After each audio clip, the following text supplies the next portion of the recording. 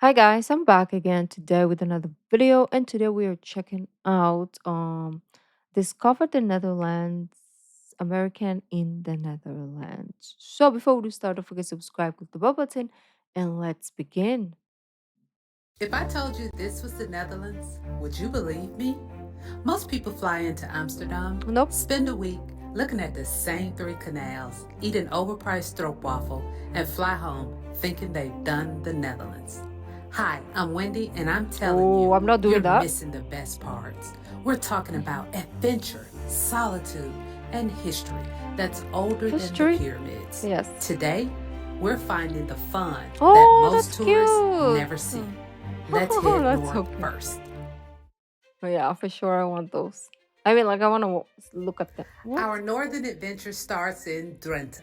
Most people think ancient history means Rome or Egypt, but right here in the Netherlands, you find dolmens. These are 5,000 euro stone tombs.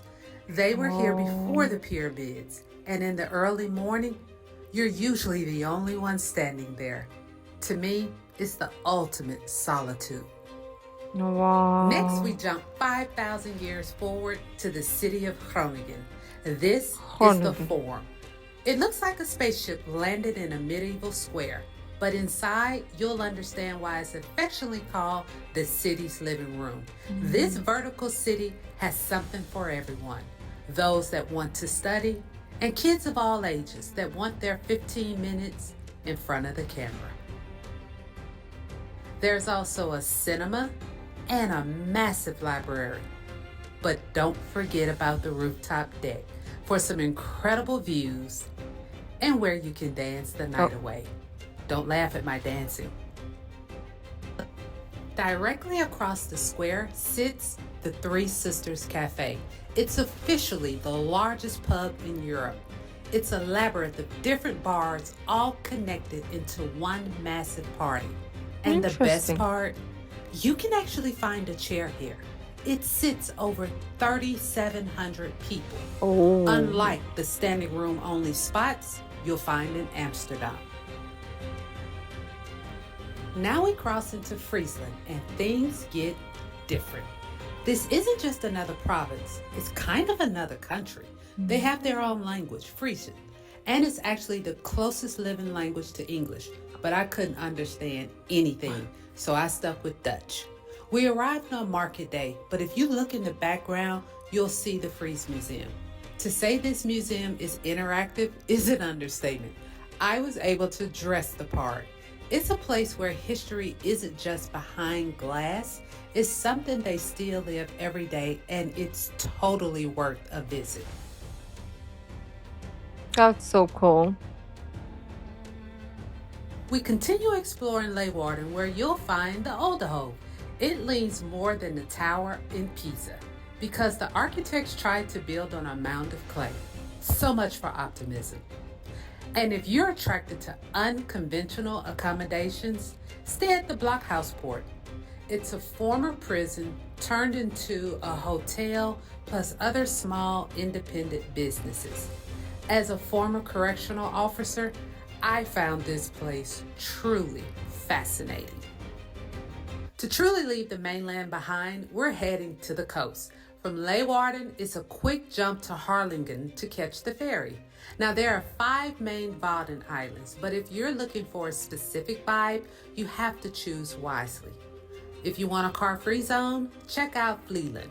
It's small, calm, and feels like a secret. Oh, But I like today, that. we're I like heading that to place. Tescherling.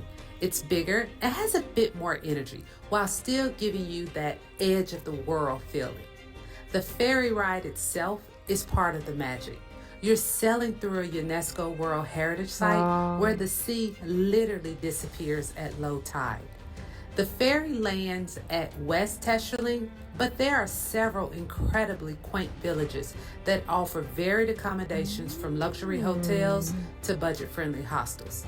There are fancy restaurants, but they also have cozy eateries. But the real reason you that come looks here, good. the space. On the North Sea side of the island, the beaches are wide and offer many fun activities. Personally, I think horseback riding during the day or at sunset with nothing but Oh. the horizon in front of you is an adventure most people miss. And it's a perfect way to say goodbye to the north. Mm. The East. Now we head east. If you've been Oh, on Insta, you've it's seen nice. Heathorn. It looks like a fairy tale until you actually get there. The reality is often a floating traffic jam of tourists. But here's the secret: you don't have to fight for a canal. Just a few miles away is Vereben Veden. It's the real Venice of the North. It's thousands of acres of floating labyrinths where the only sound is your paddle hitting the water. This is the Nice. solitude people think they're booking in Heathorn, but this is where you actually find it. Nature lovers, this region is a hub. You can lose yourself cycling the purple fields of the Postbank National Park, or you could head to Apeldoorn. At Appenhul, you aren't just looking at monkeys in a cage, you're walking through their forest. It's a massive, serene primate park where they're just as curious You're so about you cute. as you are about them. And if you want to go even wilder, head to Arnhem. Bergen Oh, Zoo is one of the most immersive no. eco-display zoos in Europe. Seeing a white rhino and zebra grazing at a Dutch park is kind of wild. But stay tuned for a traditional safari experience in the south. No But the East is way. also where history goes Safari? deep. Nijmegen holds the title of the oldest city in the country, with roots reaching back to the Romans. And then there's Deventer. This isn't just a pretty town, it's home to the oldest stone house in the Netherlands.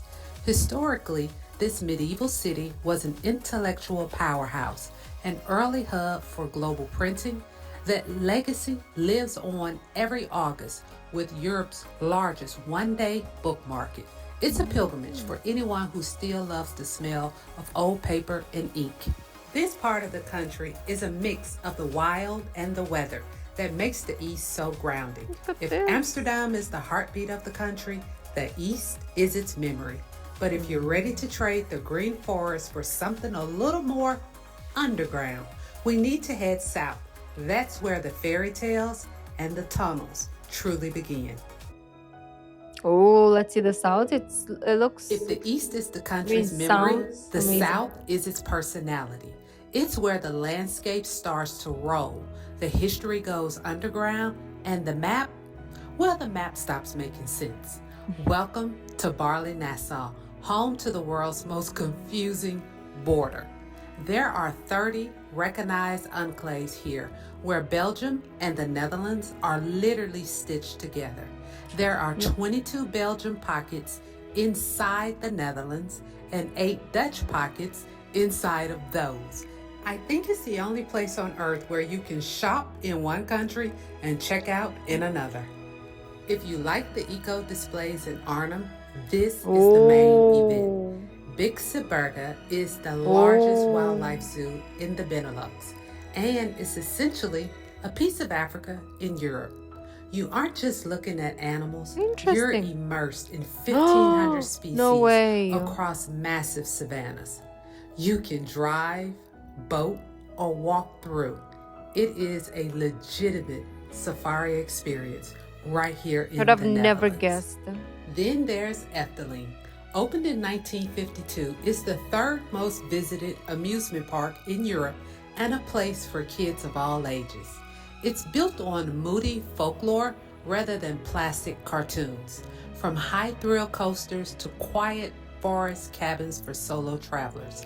It's a distinctively European take on magic that puts most other parks to shame. In Maastricht, the history goes deep, literally. Beneath the surface of St. Petersburg, 8,000 tunnels remain of what was once a massive subterranean labyrinth. These caves once protected the Dutch Night Watch and sheltered thousands of citizens during the war. It's a silent, haunting piece of Dutch survival. Finally, we reach the rolling Oh, hills of Zuid-Limburg. This is the country's premier wine region, where mineral-rich soil produces world-class sparkling whites.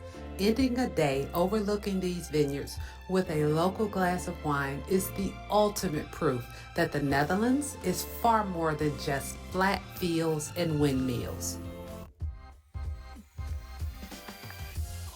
Before we finish, we Okay, I have to like hit that. the adrenaline. If you need a break from the quiet, head to Utrecht for Indo go kart racing, fast, loud, and the perfect reset from the country lanes. And for the ultimate finale, Den Haag.